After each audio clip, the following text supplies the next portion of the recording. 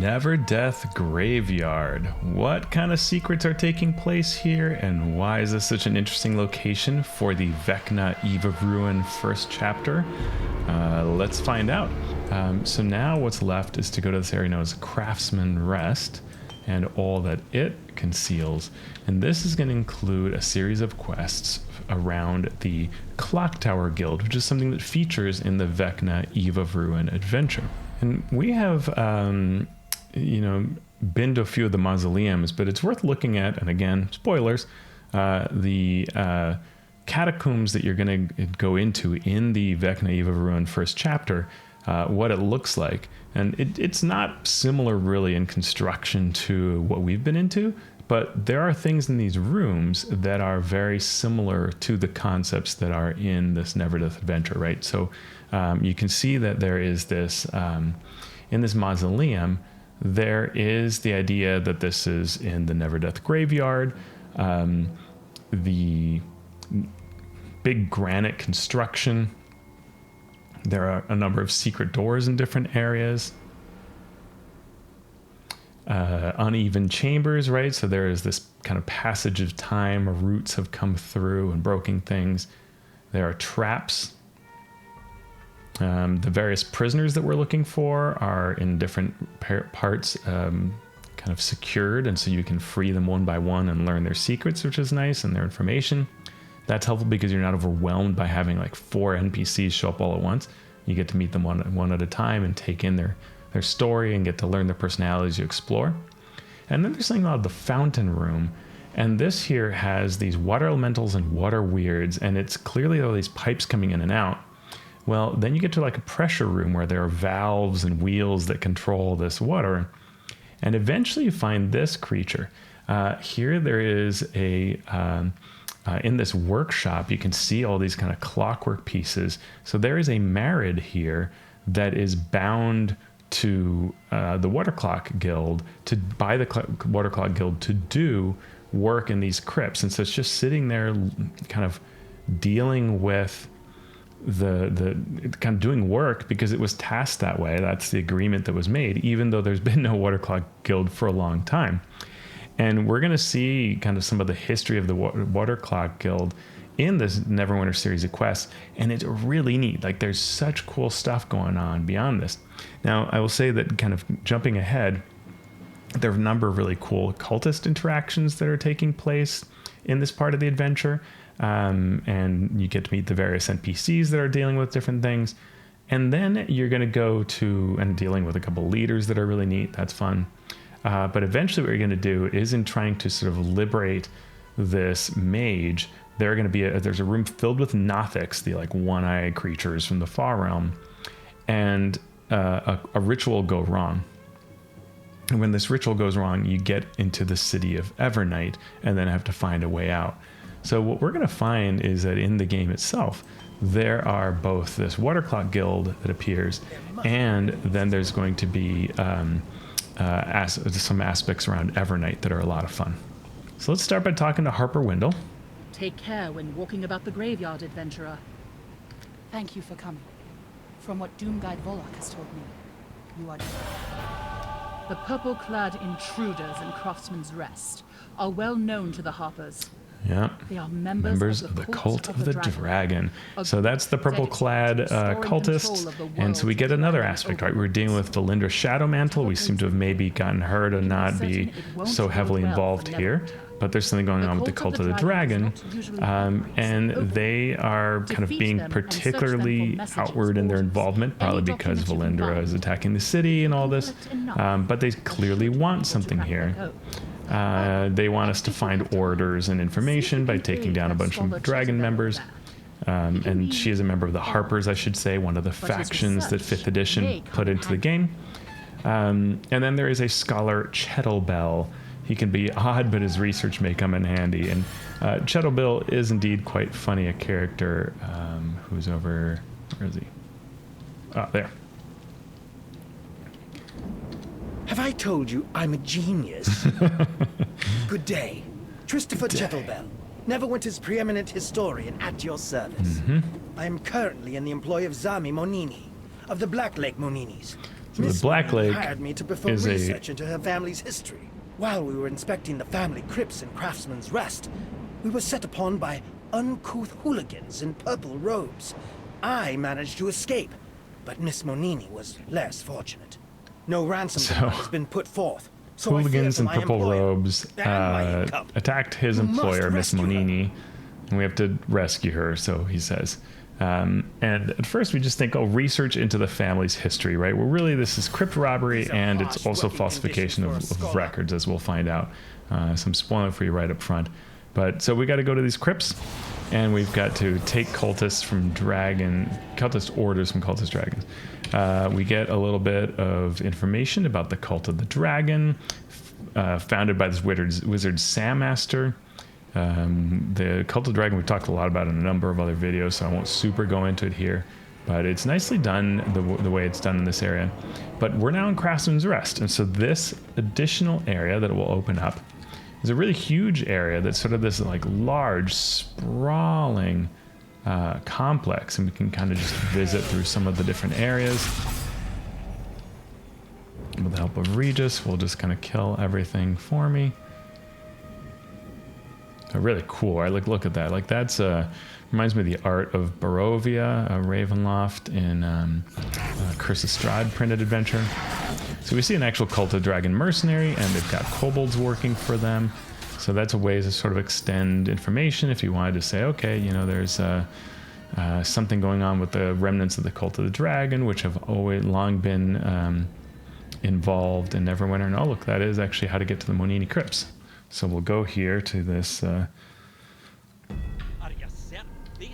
location.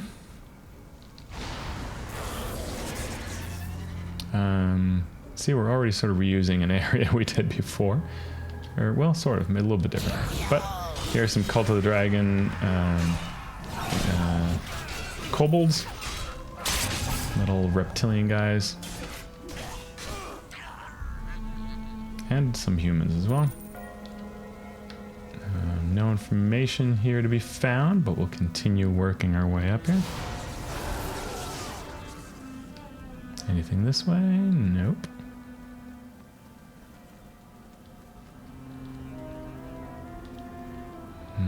Interesting spot, but nothing going on here.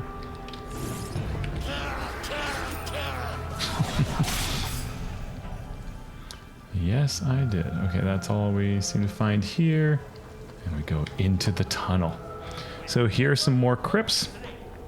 I don't really recall these very well. But neat, very cool looking. And, you know, all these could be areas where you'd have, like, bodies interred or whatever. And we see some more Cult of the Dragon, both mercenaries and kobolds.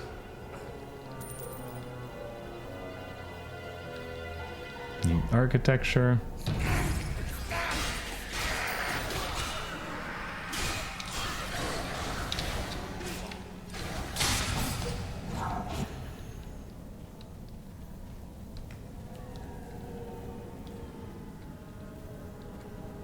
Cool area here. I see some traps. It looks like as a bard I can disarm them, which is kind of fun. The rogues can also do that, so they can harmlessly reach the treasure chest.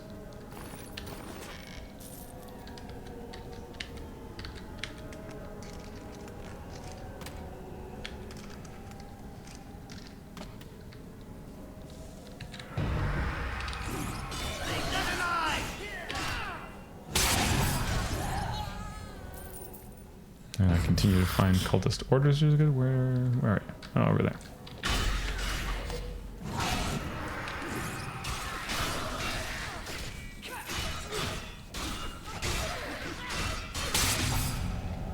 So, you know, fun, a room where you can choose to kind of go around and just ignore part of it, but if you want to deal with it, you can deal with it and remove traps and maybe some additional traps that you find, a scything blade that would have come up and attacked us, kind of a saw blade that would come up.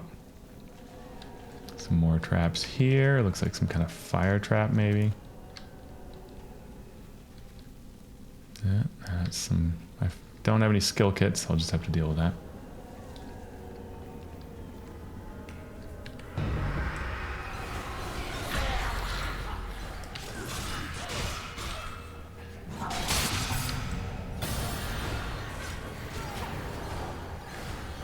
Looks like I found enough cultist orders. More traps here. Trap on the stairs, kind of cool, but you can jump over it if you want to ignore it. And I think the game uses sort of like what your wisdom is to decide whether you can see a trap or not. If you don't see it, you'll just step on it and it goes off and hurts you. But if you see it, then you can actually just jump over it, or in my case, I can disarm it. So we'll go up the steps. You can see kind of like up to that area. There's like the three-dimensionality that Neverwinter will use at times.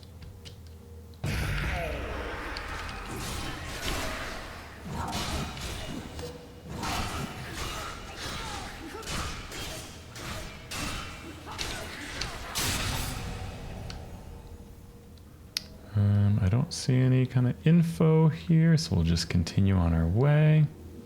But I like that, you know, this is a cool idea. If you start one place, right, we're in that map down below, going through here, and now we're going through to an upper area, which is kind of neat. What's causing the... Oh, it's just my dragon causing the light. That's fun. Oh, I came out to a different place. Whoa, that's a lot of bodies. So we're running what's going on with bodies missing, and we are certainly finding something. Lots and lots of bodies. Oop. And more kobolds.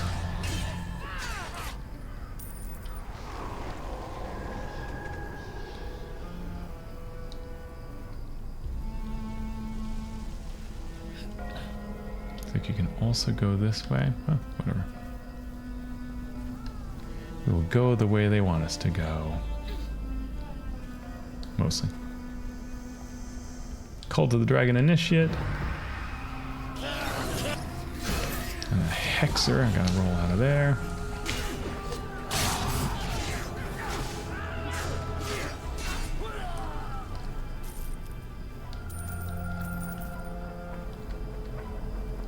Cool area. I like the visuals of it.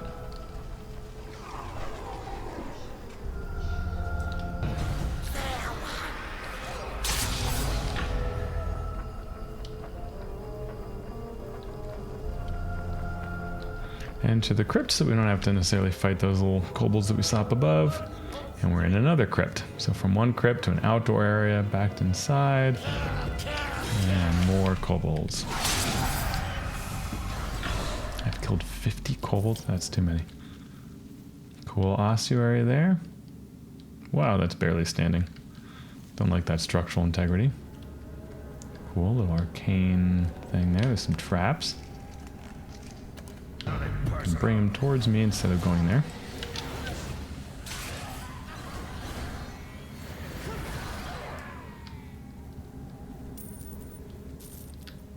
Wow, that's a lot of traps. A little pressure plate. I always think there should be some sort of achievement for disarming traps, and I don't know if there is. Thank you. Did Christopher send you? I'm not sure what the cultists wanted with me. From what little I was able to overhear, it sounds as if they are searching for something that belonged to one of my ancestors, Romani Monini.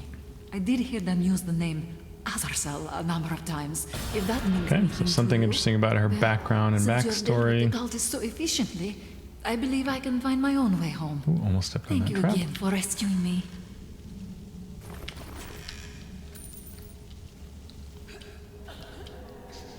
And looks like that's everything there is here.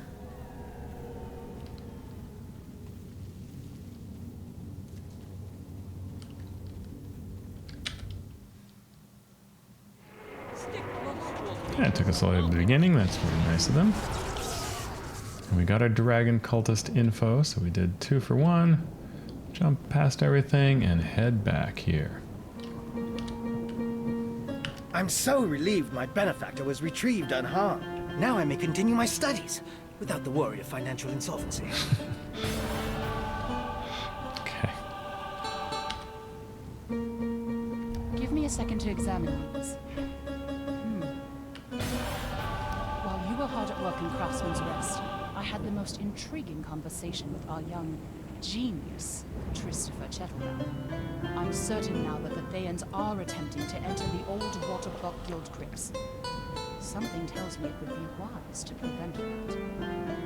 The Red Wizards and then... All right, so here we kind of get into the crux of it. So the Cult of the Dragon capture any artifacts is trying to discover something about... Well, the Cult of the Dragon is maybe in some league with the Thayans. The Thayans are attempting to enter the old Waterclock Guild crypts. And Red Wizards and Knoll allies are looting the tombs in Craftsman's Rest, hoping to find the secret of unlocking the Waterclock tomb. Capture any artifacts you've found, bring them to me. Perhaps we can solve this puzzle ourselves. And then Chetterbell. Miss Monini said her captors spoke of someone named Azazel. I seem to remember coming across that name while researching her family. I need one of my books, The Annals of Neverdeath, to confirm my suspicions. Unfortunately, I lost the book when I made my hasty departure from Craftsman's Rest.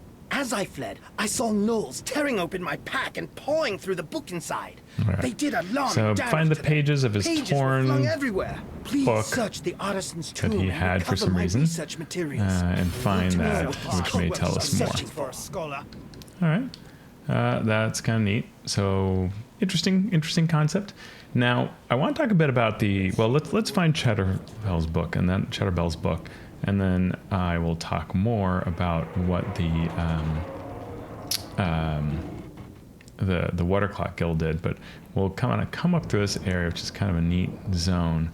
And you may see that purple tower over there. That area actually has a rift to the Shadowfell, which we will in one of our quests enter, which is really cool to reach Evernight. So when you're thinking about, how the characters can get to and from that area, well, yes, they're shunted into it in the adventure in the Vecna Eve of Ruin, but also there is this portal here, and maybe this is what they come out of, which is a cool idea, in the area of Craftsman's Rest.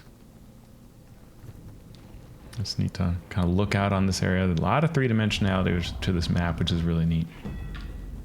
You can see kind of here the map of it. It's kind of hard to tell when it's got the fog of war on it.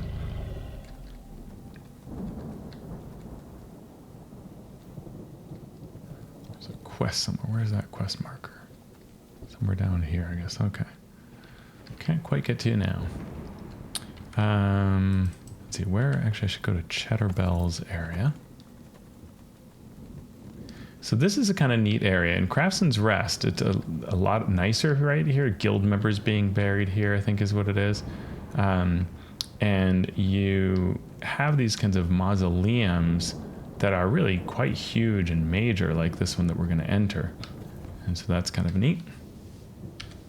Enter the Artisan's tomb.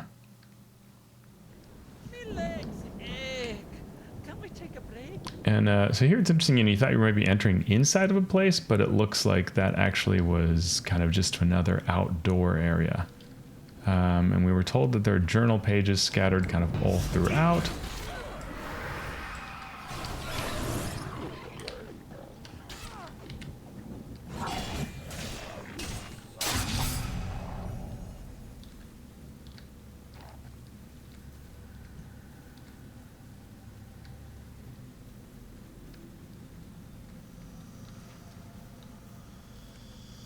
Okay, we need a gate key to get there. So we do not have a gate key yet. Continue heading up. There's some more gnolls to the side here.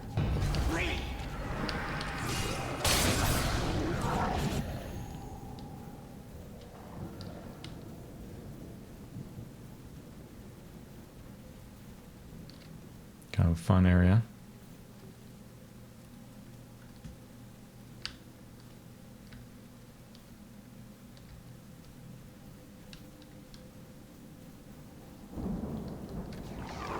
Ooh, Chetterbell's bag, but there are some evil things here.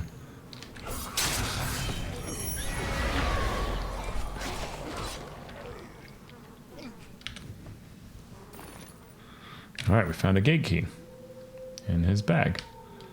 That's good.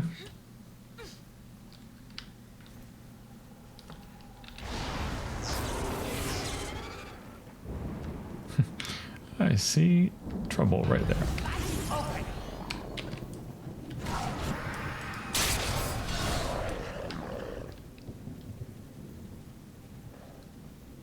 And we immediately see that there are some journal pages just kind of scattered about.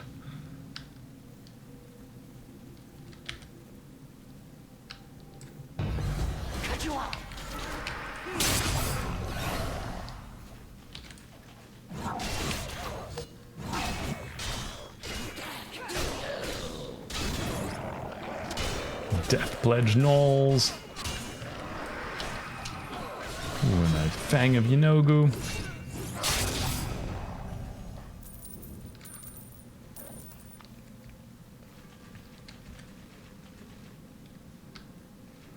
So yeah, no kidding. There are pages all over the place scattered about.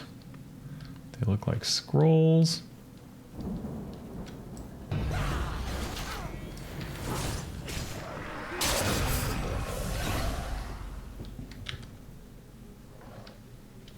Hey, I found all the pages apparently. Even though it looks like there are more.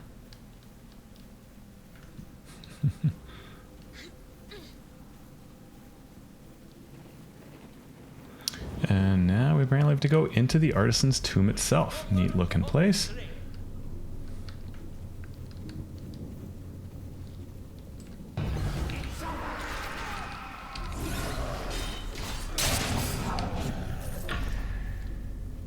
Cool light coming up from above. Very cool looking. You can imagine there could be paintings or carvings on the walls that would add additional details.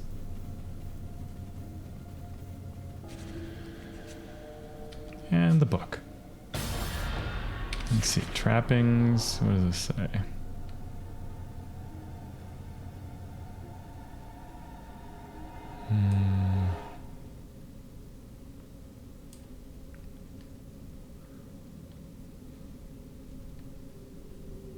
Okay, Ring of Dragons allows them to speak with dragons over great distances. Yeah, this may have sort of laid the foundation for the dragon masks that were set up there. Looks like there's something over here. A treasure chest. Not a mimic. Alright, cool. Yeah. Oh, there's what? There's more.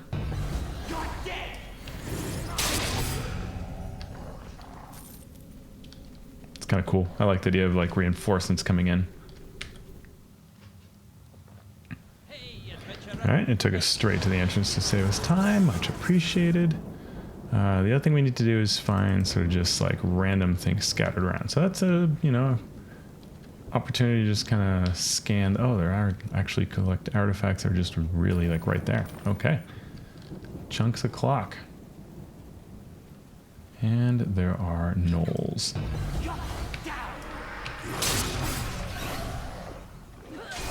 And they're holding them too. What luck. But this is a cool area. I dig the kind of look of this place.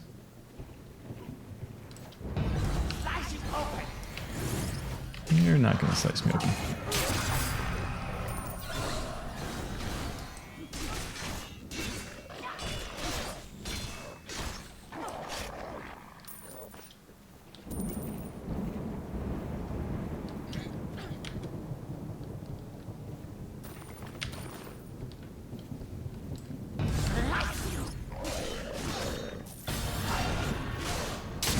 We got all the artifacts we needed now.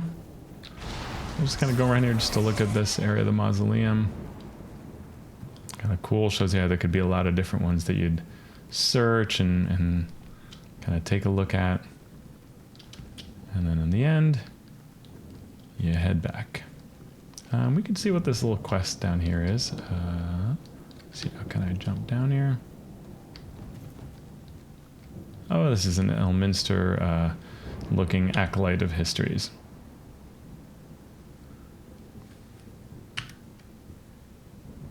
So here they tell us a little bit about the Black Lake District, which was an area that we don't actually get to visit anymore.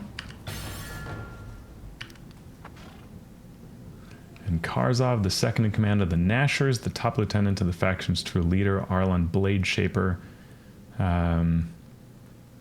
This doesn't really tell us a whole lot, but the Nashers are named for Lord Nashar Alagandar, who was the previous ruler of Neverwinter. You have kind of the sons of Alagandar who are divided into Nashars and another group, and they kind of fight against each other, or sort of have different views of how to try to take the city back from what they believe correctly is the false ruler of Lord Neverember. So Karzov was the leader of the Nashars. Just a little history there. Fun. Ah! You've returned with my book! Oh, it's in such a state! Nevertheless, I must persevere. Let's take a look. Ye gods! Small wonder Valindra and the cult of dragons are fighting each other. Azazel is the name of a blue dragon, and he is imprisoned in the Clockwork tomb. Ta-da! All right. There must be better uses for an intellect like mine. Nice work. I'll confer with Chetterbell and see if we can make any sense of these. Chetterbell fills me in about the dragon. I'm sure you know how bad it would be if that dragon gets loose, or worse yet, falls under Valindra's control. According to Chetterbell, the way into the Waterclock guild tomb is locked by a complex mechanism. Multiple physical seals must be activated before you can enter. Valindra's minions don't know about this, so they are trying to enter the tomb by force. That gives you a chance. Okay, so we might get there first. They're trying to break in, but we are going to activate the seals to then enter the Waterclock Guild. So they haven't really told us here in all this what the Waterclock Guild is. Apparently, Miss Monini's ancestor was both a powerful member of the Waterclock Makers Guild and a dragon cultist with a ring of dragon control. When he died, he gave orders for the dragon Azazel to be entombed with him. You really must deal with Azazel before Valindra or the cultists gain control of him. Harper Windle has knowledge of the tomb's physical locks, but there is also a metaphysical one. I'm afraid you will have to travel to the Shadowfell to trip this final lock. Add this powder to the eternal flame in Craftsman's Rest to open a portal to the Shadowfell. So here we have it, right? Super cool. I really dig this, right? Two kind of different pieces linked together. We know that what's going on is a blue dragon was entombed in the Waterclock Guild by this relative of Miss Monini, who is both a powerful member of the guild and a dragon cultist for the Cult of the Dragon with this ring of control. So Valindra has been trying to find the location of this because she will have a blue Dracolich, right? An undead blue dragon that she can raise and work with. Bad. We don't want that. We have to then get there, but getting there involves two things if you don't want to just kind of be trying to break in. You have to go to the Shadowfell to open a particular metaphysical lock, an arcane lock, and you have to have the physical Water Tower Guild locks to open that. Really cool. I don't think so far we've gotten anything on the Waterclock Guild. So let me take a look here at our trusty 4th edition book. Because it has some really cool information.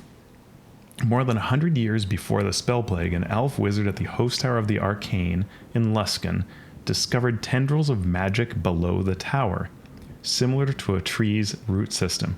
I should stop and say that Host Tower was transported there from Netheril by a Netherese mage who was trying to get away from the Farum, who were looking to consume all of the arcane power in Thay. So that tower was actually transplanted to Luskan, and then the city of Luskan actually grew around this. Lots of people who work in the Host Tower of the Arcane are trying to unravel secrets, including of the very tower itself. So this wizard discovered these tendrils of magic below the tower, similar to a tree's root system. They ran toward the sea in one direction and into the earth to the south in another, seemed to pull elemental power from the sea and channel it through the roots to the south. Obsessed with artifice, conjuration, and abjuring magic, the elf sought to study the tendrils. Subtle questioning led him to believe that none of his fellow wizards knew anything about this discovery, so he left to see where the mystery would take him. It took him to Neverwinter.